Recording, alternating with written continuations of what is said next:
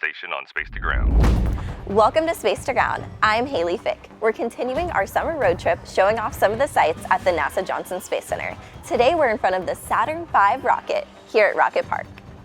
July 20th marked the 48th anniversary of the Apollo 11 moon landing.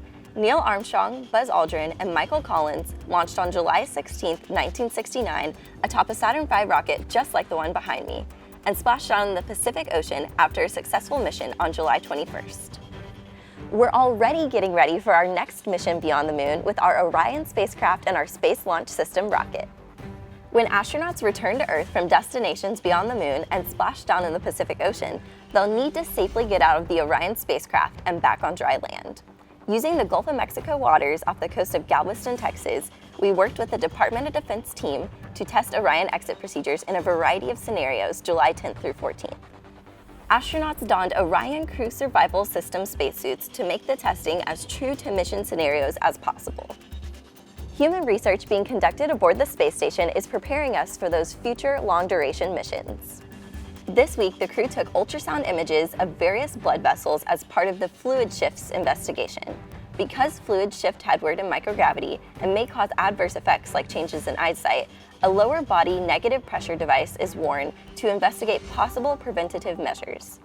The crew also collected urine and blood samples for 3 other investigations: biochem profile, repository, and cardio-ox, aimed at measuring how different biological systems compare before, during, and after spaceflight. This week's question comes from Patty C., who says, "My daughter wants to know why the astronauts land in the water when they come back from space." There are actually many different landing options. The Space Shuttle landed like a plane on a runway, the Apollo capsule landed in water, and the Orion spacecraft will too. However, astronauts currently travel back and forth to the space station aboard the Soyuz vehicle, which touches down on land.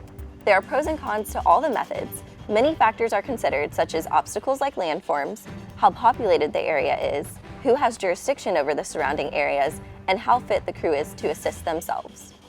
The vast open land in the steppes of Kazakhstan offers an opportunity for recovery crews to quickly reach the crew and assist them with exiting the vehicle. After more than 6 months in space, it takes time for their bodies to readjust to gravity.